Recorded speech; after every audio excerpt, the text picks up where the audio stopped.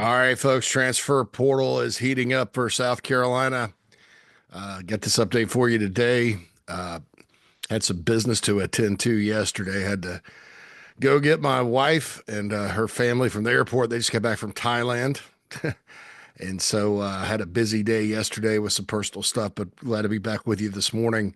Obviously was tracking everything throughout the day yesterday. And the Gamecocks, South Carolina's come up with three transfer portal signees yesterday. One offense, two defense, known names for you guys out there that track and cover this. So right away, we'll get to that. First one I want to talk about, because we talked about Jordan Dingle. We've talked about Gabriel Brownlow-Dindy some. I want to talk about Andrew Jones, linebacker from Grambling, was the SWAC co-defensive player of the year last year down there. Pretty interesting story with Jones. He was a four-star upside prospect out of John Ehret High School in Marrero, Louisiana. That's right outside of New Orleans. I'm well familiar with that high school during my days covering recruiting nationally. That was a place that always put out players. You'd always, if you they'll go through New Orleans looking for players, you'd always stop at that school.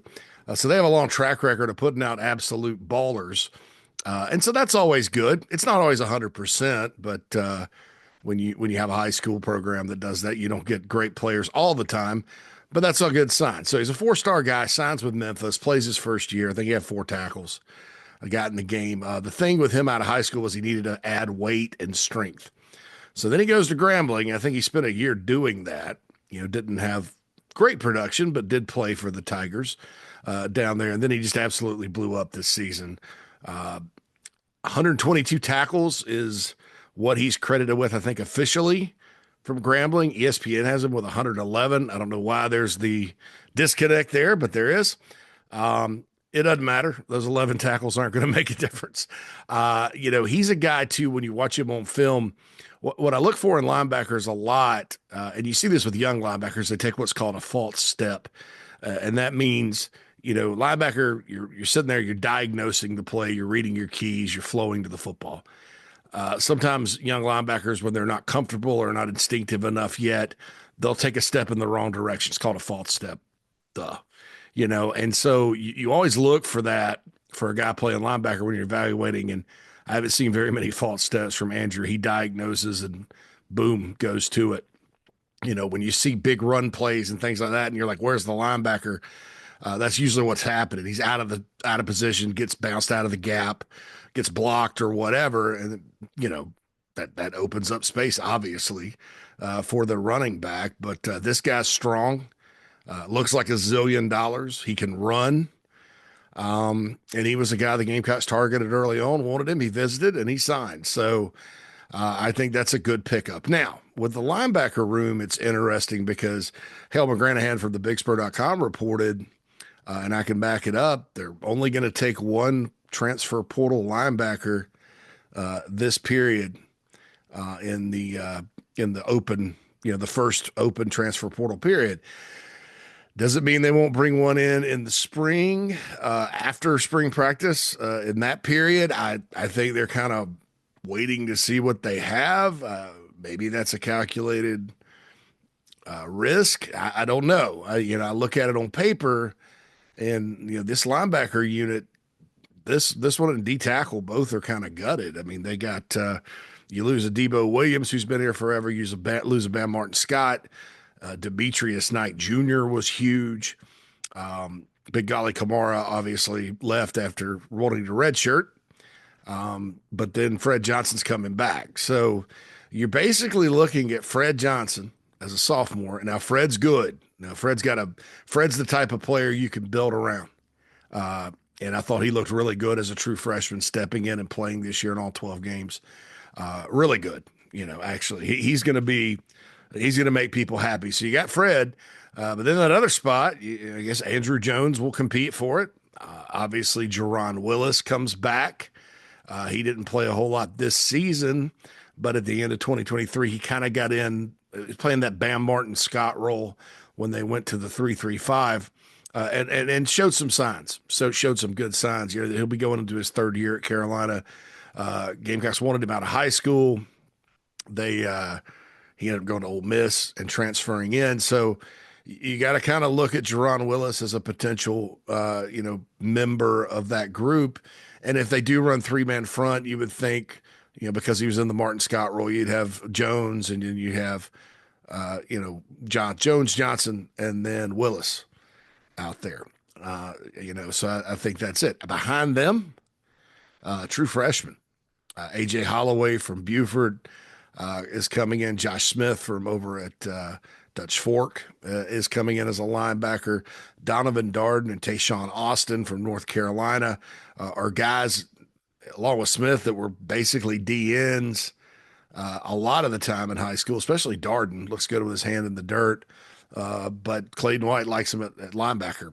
And, he likes to he likes to send his linebackers on blitzes and things like that.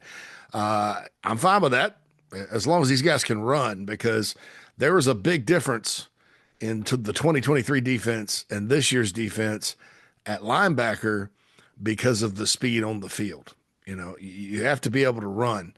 South Carolina lost in the portal almost quietly two guys that were four-star recruits out of high school that had played as true freshmen in the two deep in the first 2 years in one case. In Stone Blanton and Pup Howard, they basically go home. Howard goes to Florida. Blanton goes to Mississippi State.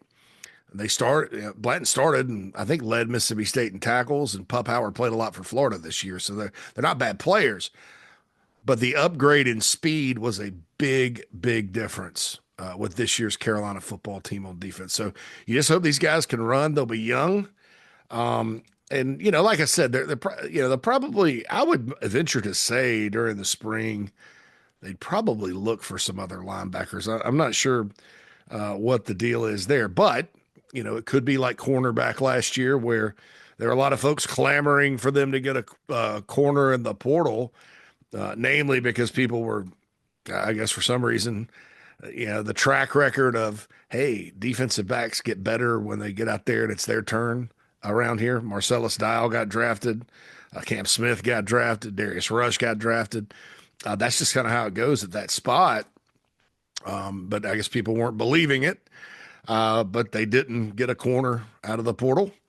And turns out Judge Collier, Vicari Swain, and O'Donnell Fortune did just fine this season. They didn't even have to play Jalewis Solomon, who was expected to come in and play. That's how good the cornerback spot was. So maybe, in situations like this, maybe they know something we don't. They practice every day. So who am I to argue? I just think on paper, you look at that group and there's just a lot of question marks, frankly. But hey, you have question marks during the offseason. That's just kind of how it goes. I talked about Jordan Dingle before. He's originally from Manning, South Carolina. That is something I don't think I knew. He actually told me. So he's excited about coming home, and he steps into a room where, you look at it, the reason you take a tight end, you got Brady Hunt coming back, you got Michael Smith coming back, you got Mike Tyler coming in, and then Maurice Brown is a really good player as well. So you feel good about it, but things can get dicey when you're basically dealing with three older guys and a true freshman, especially at tight end, where those guys play all the special teams and stuff like that.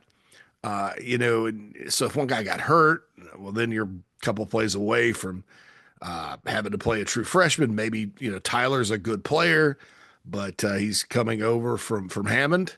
And as we saw with Jordan Birch and Boogie Huntley, sometimes it takes a little while to kind of, I guess, get your bearings in the SEC from Skeeza. Not all the time, but sometimes, it takes a little while. And so, while you like Mike Tyler, you don't want to have to depend on him to go out there and win games in the SEC. So Dingle's a good pickup from that standpoint. I've always thought he was really good. Carolina, the previous staff recruited him and they loved him. They thought they could, but of course, whatever happened in 2020, heading into the class of 2021, he stayed home and went to Kentucky. He did move from supposedly. I mean, I'm guessing from South Carolina over in Manning to up in Bowling Green. He was at Bowling Green High School in Kentucky. So he ends up going to Kentucky. He had a really good year in 2022, which is the last time they had a good quarterback situation at Kentucky, Will Levis, and caught a touchdown against Gamecocks, in that 24-14 win. Of course, Levis did not play in that game, but he he's 6'4", 242, athletic. You can split him out. He can go up and get the ball. Really good pass catcher, in my opinion. And he could do, and look, under Sean Elliott, he's going to develop the blocking skills if he doesn't already have it. I haven't dug into that part of his game just yet, but he's in, and that's good. Also from the SEC coming in, Gabriel Brownlow-Dindy, 6'3", 305-pound D tackle, a former five-star. But don't shoot off fireworks because of that. I say it often. That's not always how it works out. 3-star transfer prospect, but 6'3", 305, 315 pounds. Looks like $1 million. Looks like you draw him up. It was a great athlete coming out of high school for his size, and that's what you want. I mentioned Monkel Goodwine and how he kind of came in after not playing a lot at Bama, and he played in all 12 games and was productive doing it and could start next year. He was also a highly regarded recruit. I think about a top 60 player out of the state of Maryland when he signed with Bama. And then this guy, has not played but in 7 games at A&M. But Travian Robertson, just like his mentor, like I mentioned, Brad Lawing before him, he gets the most out of the talent he's got. In most cases, it's never 1,000%, but in most cases. So what you're looking at there now is, okay, so you got Monkel Goodwine coming back. Nick Barrett got the red shirt. He's a veteran. Those are your 2 starting points. And then you kind of look behind them, Xavion Hardy coming in from junior college, #1 junior college player. Another guy, with plus athleticism and ability. You're going to have to kind of, coach up just like most junior college guys. And then Brownlow-Dindy. And then behind them, of course, 2 true freshmen in Christian Ingram coming in and Caleb Williams from Virginia coming in. Gosh, it seems like 2 years have passed since Caleb Williams committed, but it wasn't. But they're both, those guys, Ingram and Williams, are like 6'5", 6'6", 280, 90-pound guys. So they're a little bit different type of body type. They're more your taller, long-armed defensive trenchmen, if you will. I also want to mention, while we're talking about this, Rondarius Porter played in the last 7 games of the year as part of the rotation. It was pretty productive doing it. He's from Heathwood Hall and went to Little Orion, came back. His brother's on the team too. I think Ronnie Porter, linebacker. I can't rule out him being in the rotation next year just because he was this year. And I thought the guy played really hard, 6'2", 285, a little undersized, kind of like Jabari Ellis. Honestly, if you're looking for a player comparison when you focus on him, and Jabari saw a lot of snaps, so I think, linebacker D tackle guys, it's you just lose so much, and you're trying to replace that. I think the reality is you're not going to, you're not going to have a carbon copy of the situation like Tonka Hemingway and Boogie and TJ Sanders, who hasn't declared for the draft yet, but I keep seeing it pop up in the first round. So maybe, hey, you never know. Dare to dream, but I'm pretty sure he'll go to the draft. And then, DeAndre Jules, it stunk that he got hurt this year, man, because he was playing really, really well. Really well. He could have had a big year. I think he'll get in a training camp invite somewhere and make some noise. Yeah, so that's kind of the deal at D tackle, and then at linebacker too. Like I said, linebacker surprises me that they're sort of standing pat right now. I haven't, I mean, they don't owe me an explanation for it, but on paper you look at it and you're like, what do I not know here? Or was one of these high school guys, do they feel like he's ready to go?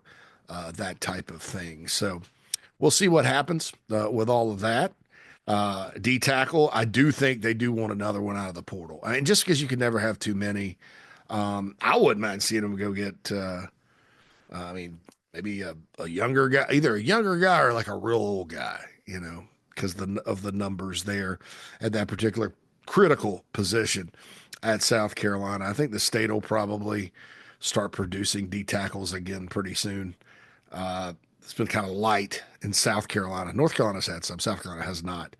All right, so stay tuned to thebigspur.com, Inside the Gamecocks, the show, the Chief Sports Network, for more continuing coverage of Portalooza 2024 around South Carolina.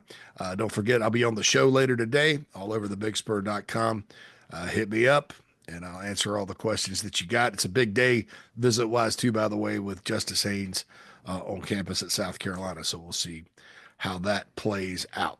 All right, JC Shurburtt signing off. Holla at you later.